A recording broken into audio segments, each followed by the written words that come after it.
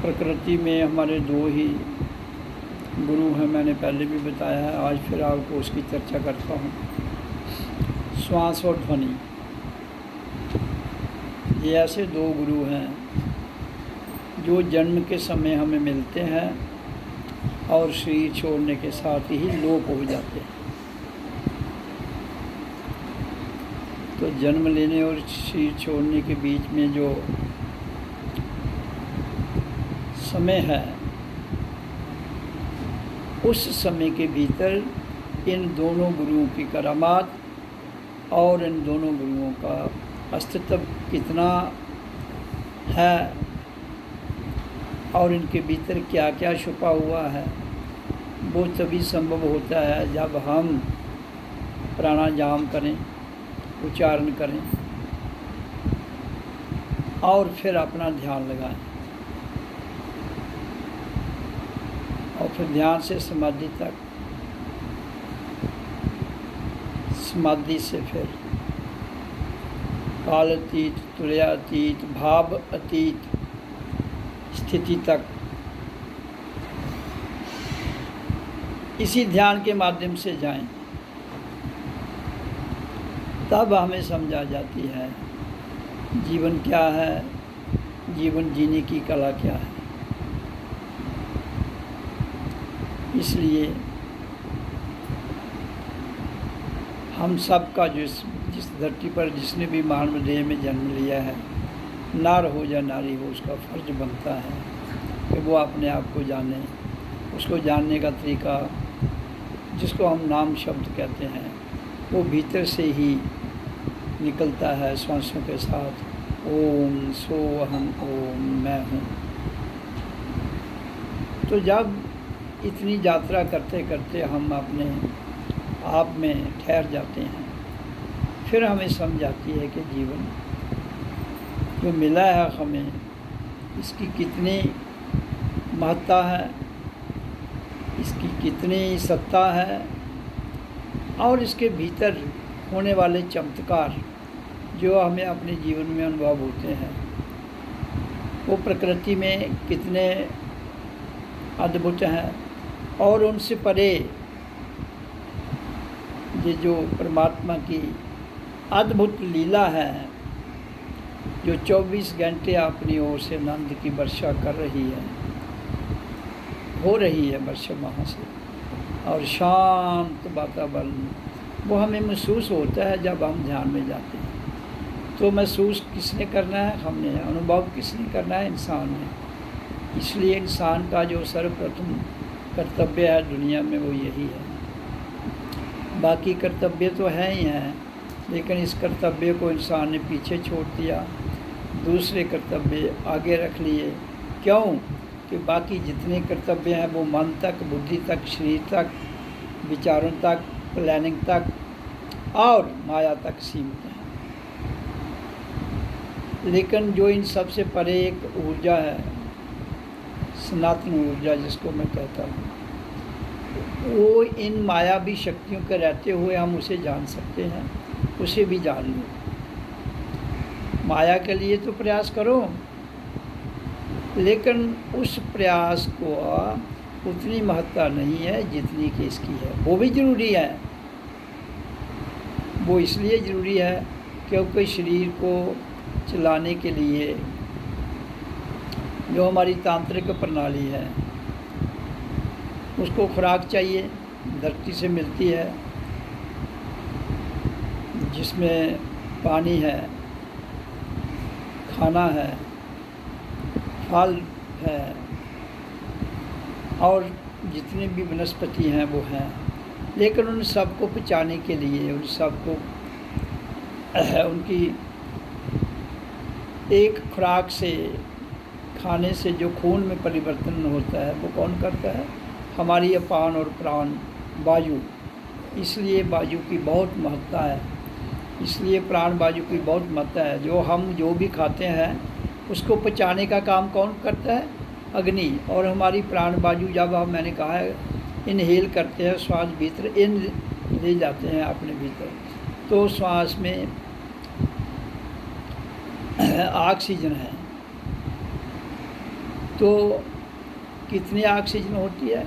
28 से 30%। हवा में ऑक्सीजन जब हम लेते हैं सांस तो 28 से 30% होती है, और जब हम उसको भीतर रखते हैं और छोड़ते हैं तो बाहर जब छोड़ते हैं अगर हम ज़्यादा इनहेल करें तो 28-30% से वो घटकर कितनी रह जाती है? आधा, 15। जब हम छोड़ते हैं बाहर तो वो 15% ऑक्सीजन होती है, बाकी उसके साथ कार्बन डाइऑक्साइड, नाइट्रोजन वगैरह जो है। तो इसलिए हवा में शुद्ध हवा हो तो उसमें जो ऑक्सीजन है वो काफ़ी मात्रा में होगी, शुद्ध होगी, प्योर होगी, और उससे हमारा ब्लड सर्कुलेशन ठीक रहता है और ब्लड की शुद्धि होती है।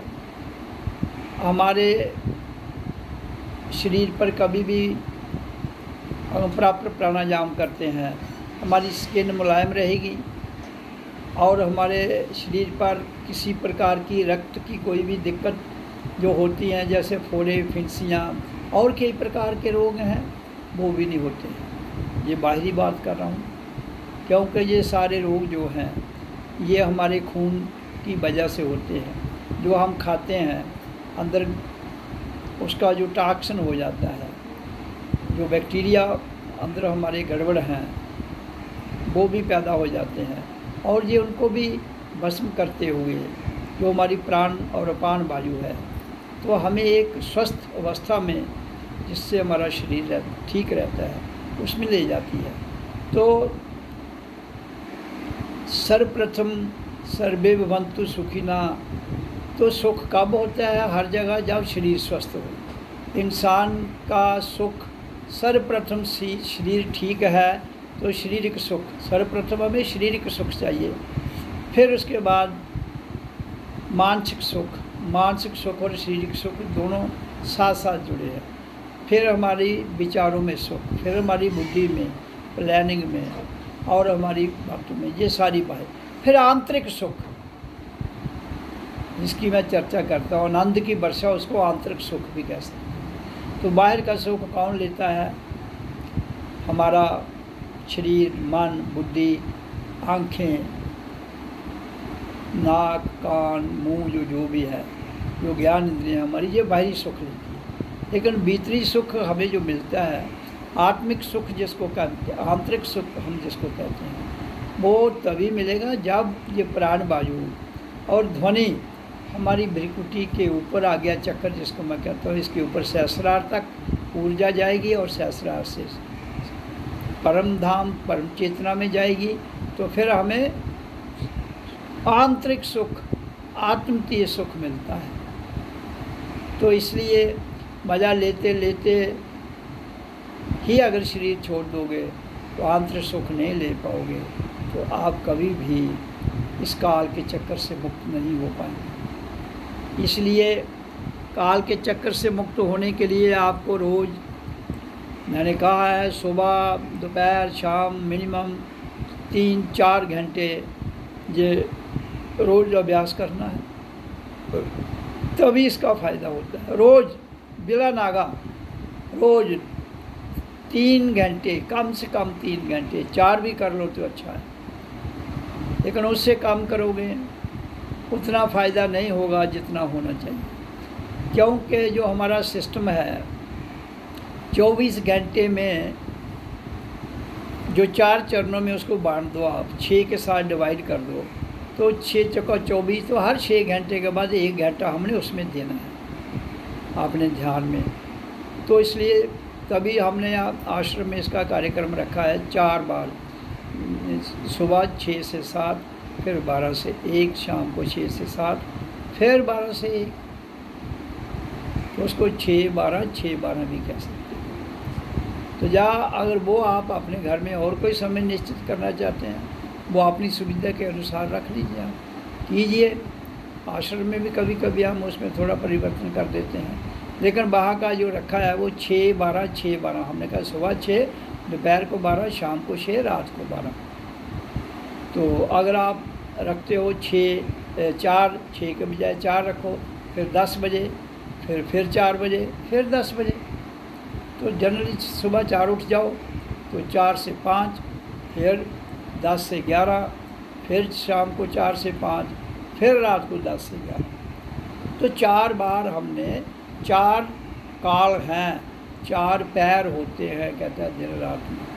तो 4 काल में इसको हर काल 6 घंटे के बाद कर लो तो 4 घंटे बनता है। इसलिए बाकी सारे काम छोड़ते हुए अगर ये 4 घंटे तुम रोज़ करोगे, जीवन आनंद में सुख में हो जाएगा। आपको समझ आ जाएगी कि जिसके पीछे लोग घूम रहे हैं परमात्मा मिलता नहीं है, भीतर है, उसको आपने सुला दिया है, उतना ही जगाया है जैसे आपका बुत्ता सर जाता है। इसलिए उसको पूर्ण जगाइए ताकि आपका जो बुत्ता सर जाता है उससे आगे भी तो बहुत कुछ है। तो अपना ही आप स्वार्थ सिद्ध करते रहोगे तो फिर कभी भी तुम आत्म की शक्ति को, आत्मज्ञान को नहीं जान पाओगे। तभी मैंने कहा है कि उपकार और परोपकार 2 शब्दों का अर्थ है भलाई करना। उपकार का मतलब है भला करना, परोपकार का मतलब है भलाई से परे एक और भलाई, परो। जैसे परा, अपरा और परा शब्द कहते हैं ना, तो वो इसी तरह से यहाँ भी ये भी शब्द हैं। तो एक भलाई है, एक परोपकार है, इस भलाई से परे एक और भलाई है जो आत्मतीय ज्ञान के द्वारा की जाती है, जो आत्म दर्शन के बाद की जाती है, जो परम चेतना को जगाने के बाद की जाती है। की नहीं जाती है, होती है। उपकार किया जाता है, परोपकार होता है। लेकिन परोपकार तभी होगा अगर आप आत्मचिंतन करेंगे, आत्म ऊर्जा को जानेंगे और परमात्मा का जो परम चेतन धाम है उसके बारे में वहाँ जाते हुए अपने आप को जान पाएंगे। तो इसलिए ये तो आप सब पर निर्भर करता है। इंडिविजुअली आप अपने आप को कैसे 4 घंटे समय दे सकते हो। फिर भी 20 घंटे बचते हैं जिसमें आप अपना घर का काम, बाहर का काम जो भी है, 20 घंटे बहुत होता है। तो नींद की 4 घंटे में आप योग निद्रा भी आ जाएगी, ध्यान भी लग जाएगा, दूसरी नींद की ज़रूरत नहीं रहती है। बिल्कुल इन्हीं 4 घंटे में आपकी नींद पूरी हो जाती है। फिर भी अगर रात को घंटा 2 घंटे लेटना है तो लेट लो। तो इसलिए अगर आप जीवन को इस व्यवस्था में ला सकते होगा तो करते करते अभ्यास, practice makes a man perfect. तो आप प्रैक्टिस करते रहो, परफेक्शन अपने आप आ जाती है। आपको कहीं कोई पूछने की भी ज़रूरत नहीं रहती है। एक स्टेज आती है, शुरू में तो चलो आपका देहधारी गुरु आपको गाइड करेगा, लेकिन एक स्टेज आती है जब तुम स्वयं ही देहधारी गुरु, जो सिखाने वाला गुरु है, उसके लेवल में आ जाते हो। लेकिन करना पड़ेगा, और जब उस लेवल में आप आ जाते हो तो मैं इसलिए कहता हूँ कि हम सब यहाँ गुरु हैं, लेकिन अगर हम उस स्थान तक ना अपने आप को ले जाएं तो फिर फंस जाएंगे कहीं ना कहीं। तो इसलिए अब पूरी दुनिया कहती है, दुनिया तो कहती है कि खाओ पियो मौज करो, क्या है गुरु, क्या है शिष्य, क्या है परमात्मा, मर गए तो मर गए। मरना तो है, कौन रहा यहाँ, जो आया उसको जाना है। इसलिए लेकिन आए हो तो किसके लिए आए हो वो तो जान लो। मौज मस्ती ये तो शरीर तक है भाई, इसको भी करो, इसको भी लो, लेकिन शरीर से परे भी एक आत्मतीय शक्ति है जो आनंद की वर्षा कर रही है, हो रही है वहाँ से, उसको भी जान लो ताकि आपका धरती पर आने के दोनों मकसद सार्थक हो जाए। प्रकृति में मज़ा भी कर लो, अपना वंशवाद भी से भी निभ लो, और अपने अंश को भी जान लो जो सदैव रहता है। वंशवाद सदैव नहीं रहता है। आज हमारा शरीर है तो एक समय की धारा में चला जाएगा, सबका चला जाएगा, हम सब। तो वंश मिट गया, अंश मिटता नहीं। इसलिए उसको जान लो जो मिटता नहीं है, जो मिट जाता है उसके साथ संबंध होता है इसके साथ हमारा टेम्पररी संबंध, और जो मिटता नहीं वो सदैव रहता है, उसके साथ हमारी आंतरिक मित्रता, उसी को पति माल्क कहते हैं। माल्क का कभी भी रिश्ता किसी से टूटता नहीं। क्यों? कि माल्क का आगे वंशवाद नहीं है, उसका अंशवाद है। वंशवाद प्रकृति में है और माल्क प्रकृति से लेकर ऊपर तक रहता है, लेकिन वो प्रकृति में कभी भी हस्तक्षेप नहीं करता है, क्योंकि यहाँ उसने एक सिस्टम बनाया है। कहता वो सिस्टम है आपके प्राणों का, आपकी ध्वनि का। यही प्रकृति में दो आपके गुरु हैं। किसी भी आप इंसान किसी भी संप्रदाय में हो, किसी भी धर्म, क्योंकि धर्म इंसान का कोई है ही नहीं, धर्म है इंसानियत, हम सब इंसान हैं।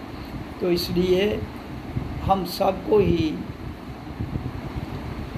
ध्वनि और प्राण वायु के द्वारा ही अल्लाह को भी पा सकते हैं, परमात्मा को, खुदा को, वाहिगुरु, सबको, जितने भी नाम उस पराशक्ति के दिए गए हैं, जो काल अतीत, भाव अतीत, तुर्यातीत, जो उसकी अवस्था है, वो तुम उसमें चले जाओ, अपना आप ले जाओ, तो जीवन जीने की कला आ जाती है। लेकिन संसार का, माया का जाल बहुत बड़ा है, और कुछ हमने खुद भी फैलाया हुआ है।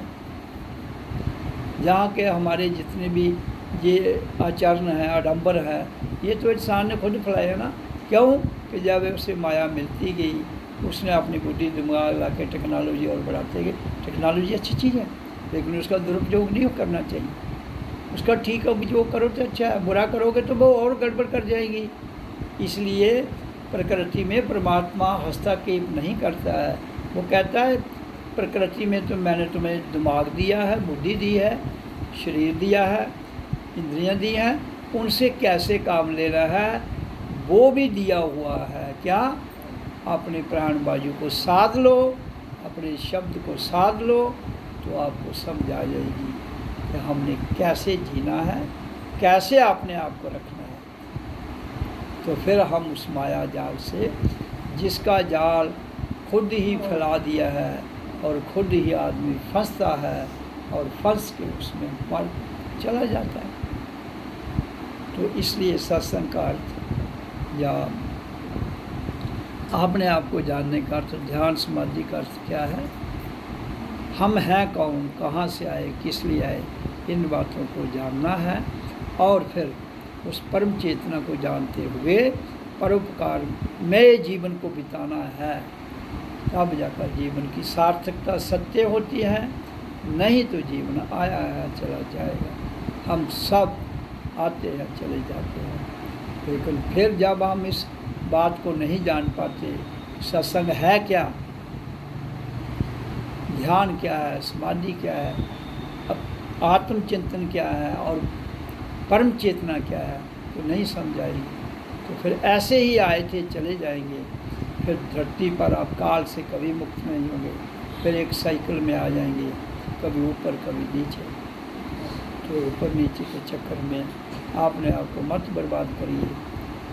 आप एक उस महापुरुष की पदवी पर हो, लेकिन नहीं जान पाओ तो कसूर किसी का नहीं है। क्योंकि जिस दिन तुम अपने आप परम चेतना को जान लेते हो, उस दिन तुम ही महापुरुष हो जाते हो। जो कोई भी जान लेता है वही हो जाता है। नार हो या नारी हो, इसमें कोई भेदभाव नहीं। परमात्मा के द्वार में कोई भेदभाव, हाँ प्रकृति में भेदभाव जरूर है, नार और नारी। इसलिए मैं कहता हूँ कि प्रकृति भिन्नता है और परमात्मा अभिन्नता है, अभिन्नता। इसलिए मैं कहता हूँ कि प्रकृति लौकिक है, लौकिक जिसको चलाना पड़ता है, और अलौकिक है परमात्मा जिसको चलाना नहीं पड़ता, तो चल रहा है। प्रकृति अगर चलती है तो इसमें पृथ्वी है, चांद है, सूर्य है, इनके द्वारा चल रही है।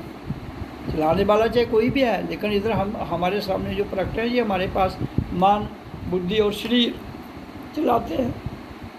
चंद्रमा सूरज और पृथ्वी चलाती है। तो ये परमात्मा तक नहीं पहुंचते हैं। ये हमारे ही प्लैनेट में है, हमारे ही प्लैनेट में एक बहुत बढ़िया जो बात है, हम इस प्लैनेट पर रहते हुए सब कुछ जान सकते हैं। माया क्या है, भगवान क्या है, शैतान क्या है, स्वर्ग क्या है, नरक क्या है, अच्छा क्या है, बुरा क्या है, ये सब जहाँ ही है। इसलिए इंसान इन सब का मालिक है। वो इनको मालिक का क्या अर्थ होता है कि इनका शैतान से काम कैसे लेना है, भगवान से कैसे लेना है, अच्छा कहाँ करना है, गड़बड़ कहाँ करनी है। तो ये सब हमें पता होना चाहिए। तो तभी संभव होगा जब आप अपने आप को आत्म दर्शन करके आत्म चिंतन में रहते हुए परम चेतना में चले जाते हो। तो जो मैंने शुरू किया कि सर्वप्रथम जो हमारा कर्तव्य है वो परम चेतना में जाना है और प्रकृति को निभाते हुए अपने आप को समझना है। ओम ओम ओम ओम ओम।